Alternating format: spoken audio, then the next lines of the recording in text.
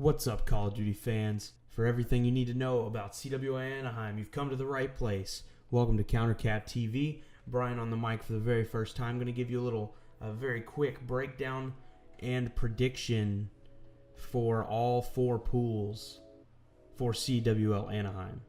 Now, all of these are my predictions, so they could be wrong, and we'll see what happens.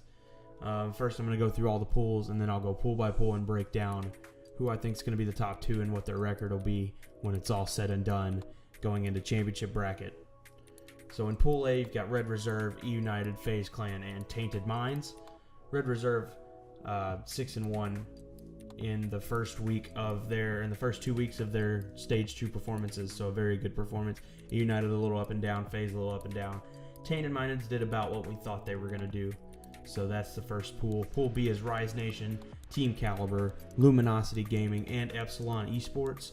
Rise, arguably the best team in the game. TK, a little up and down. Luminosity didn't do as much as we thought they were going to do, and Epsilon did about what we thought they were.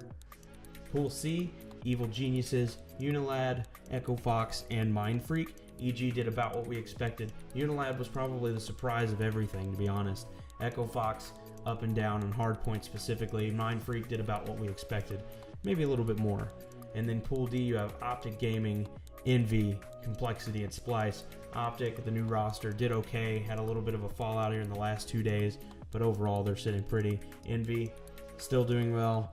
Complexity, up and down, and Splice is still proven to be a disappointment this season, which I didn't really expect that happening. So let's look at Pool A real quick.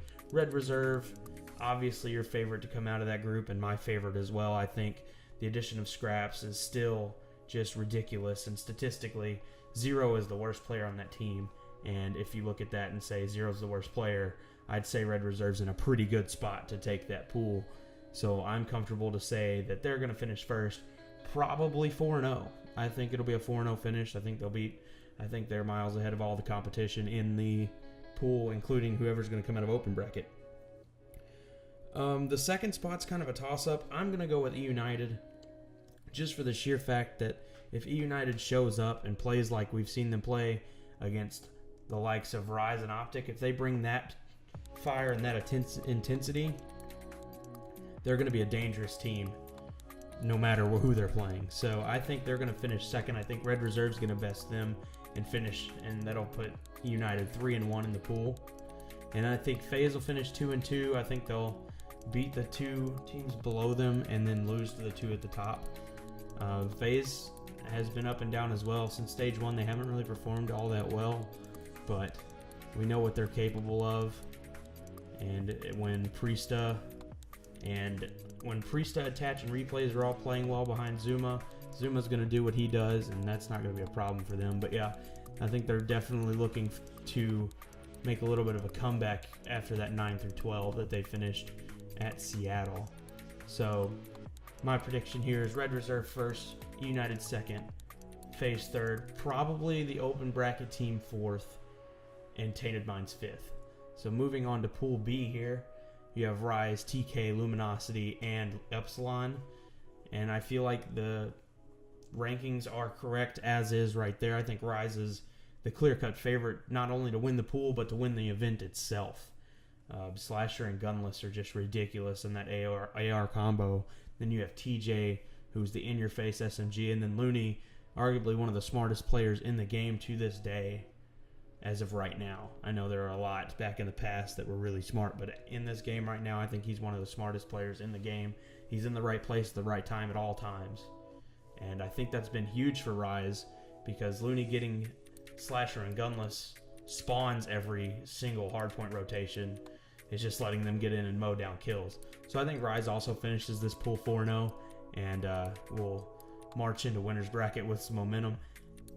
The 2 and 3 spot here is also another one of those that could go either way. I'm going to give this edge to TK though, just for the reason that we haven't really seen a consistent LG since Formal joined the team. We have seen what this team's capable of. They reverse swept United on day 1 of Stage 2 for their division, but we've also seen the bad side. They got mopped by Optic, and they've just been up and down throughout the first 2 weeks of their stage. I think this team can contend come champs time. I don't think they're ready yet. So I think a third place finish, probably around 2-2, is going to be right for them. Epsilon, I can see them finishing 1-3, beating the open bracket team, but I just don't see them beating any of the 3 teams above them. Their best chance is going to be against Luminosity, and that's all depending on how LG is going to play. So I honestly think it's going to be Rise at 4-0, TK at 3-1, LG at 2-2, Epsilon at probably 1-3, and then the open bracket team, who could even steal a game from Epsilon. So we'll have to see what happens from that one. Moving on to Pool C here, we've got Evil Geniuses, Unilad, Echo Fox, and Mind Freak.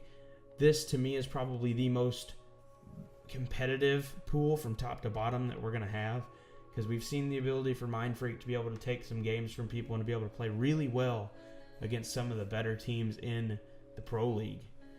And we've also seen them not do that. So, depending on what Mind Freak team shows up, we could be in for a great show. I do think this one could be a little bit different, though. I honestly, after thinking about it a little bit, see Unilad going over and winning that pool just because of the way that Wuskins has been playing. If they can keep getting the performance out of him and Zed continues to play the way that he's been playing, that team's going to be tough to beat.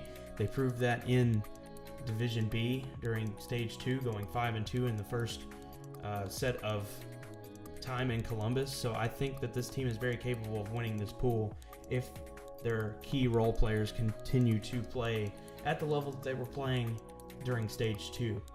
EG, I think they're going to be consistent. Aches has always got his team ready to go no matter what the situation is, so I think it's going to be really close. Whoever wins that EG Unilad match is probably going to take the pool.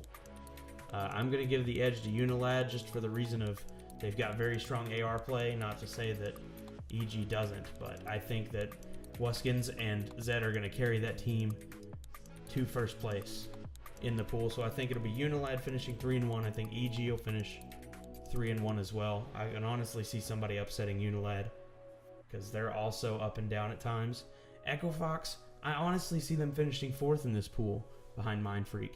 Echo Fox cannot get hardpoint right. I don't know why, but if they could ever figure out hardpoint and get a little bit more consistent in the other 2 game modes, I think this team could be lethal. But that 3-10 record during Stage 2 really sets them back, and they're relying too much on those search and destroys and those capture the flags. But the bad part about it is they're only winning about 58 to 59% of those maps too. So if Echo Fox ever figures out hardpoint, I think they're going to be a pretty scary team. But until that happens, I can't see them finishing even 3rd in this group. I think they'll probably finish 1-3, to be honest. I think Mind Freak finishes 1-3 or 2-2, depending on how they play against the open bracket team and if they can close a match out. So I think I'm going to go Unilad, Evil Geniuses, Mind Freak, Echo Fox, just based off of the teams that are in there now. And then we go down to Pool D. You have another 1-2 punch of Optic and Envy, the E-Classico matchup, which is always fun to watch. Despite Optic's bad performances on the last 2 days of Stage 2, I still think the more this team plays, it's a lot like LG. The more this team's going to play together, the better it's going to be for them. And the only difference between them and LG is I feel like Octane and Methods have meshed well with Scump and Crim6 a little bit better than Formal has with the other 3 members of LG, and their roles kind of fit better than they used to. Because I think it was a big identity issue with Optic before the roster change, and now I feel like you know what Octane's going to do, you know what Methods is going to do, and you know what Scump and Crim have done for years. So I think this change was for the better. They just need to figure each other out a little bit. So I think they finish 4-0 in this pool, and then I think Envy's going to finish 3-1. It's really tough to pick between Complexity and Splice because you don't really know what team Doug Sensor Martin's going to bring to the table. If Doug shows up, this team's lethal. And I know Doug is kind of like that role that's going to get down in the trenches and get dirty, and he's not really supposed to, per se, get that high KD. But if he can at least drop a 0.9, I think Complexity's a pretty lethal team. So I think just based off of that, I think we're going to see a better Doug than we did at Stage 2. So I think it'll be Optic 1, Envy 2, Complexity 3 Splice 4 out of the 4 pool play teams. So it's really going to go the way that the pools have predicted. I don't really see, in my opinion, I don't really see any teams coming out and surprising anybody. I think it's pretty straightforward who the better teams are right now, and I feel like the seedings have currently got it right. So if you enjoyed this video, please leave a like, comment down below what you think is going to happen. If you disagree with something, leave a comment. Let's start a discussion in the comments.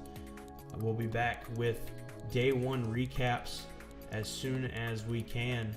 Thank you guys for watching CounterCap TV. This has been Brian. Peace, guys.